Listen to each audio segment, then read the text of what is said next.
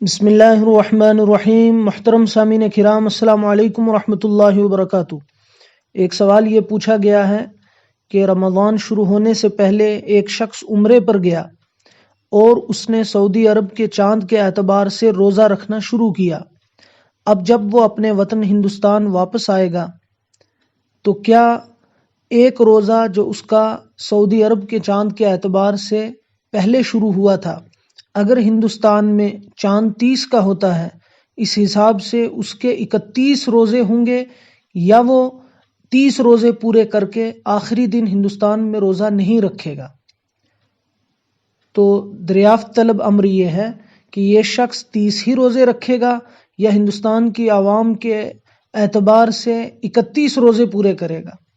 تو اس سوال کا جواب یہ ہے کہ وہ ہندوستان کے اعتبار سے 31واں روزہ بھی رکھے گا اگر چاند ہندوستان میں 30 دن کا ہوتا ہے، اور اگر 29 دن کا چاند ہو پھر تو کوئی مضائقہ نہیں ہے، اس کے روزے 30 ہوں گے۔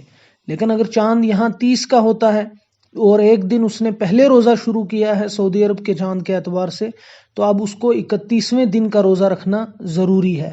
اگرچہ مہینہ 29 اور 30 کا ہی ہوتا ہے قمری، لیکن اس کو 31واں روزہ رکھنا پڑے گا۔ اس کی وجوہات یہ ہیں کہ قرآن کریم میں حکم خداوندی ہے، فمن شہید منکم الشہر فلیصم، کہ جو شخص رمضان کے مہینے کو پالے اس پر فرض ہے کہ وہ روزہ رکھے۔ اور یہاں جب وہ آ کر مقیم ہو جائے گا تو یہاں کے اعتبار سے ابھی رمضان کا مہینہ برقرار تھا، باقی تھا، اس لیے اس کو روزہ رکھنا ضروری ہے۔ اس کے علاوہ فقہ کے اندر اور حدیث کی کتابوں کے اندر بھی یہ مسئلہ بڑی صراحت اور وضاحت کے ساتھ موجود ہے۔ ترمذی شریف کے اندر موجود ہے، اللہ کے نبی علیہ الصلوۃ والسلام نے فرمایا، صومکم یوم تصومون و فطرکم یوم تفطرون، کہ جب پوری عوام روزہ رکھے اس دن تم بھی روزہ رکھو، جب سبھی لوگ عید کریں تب تم عید کرو۔ اس کے علاوہ فتاوی عالمگیری، فتاوی ہندیہ کے اندر مسئلہ موجود ہے، لو اکمل هذا الرجل 30 یوما لم یفطر الا مع الامام۔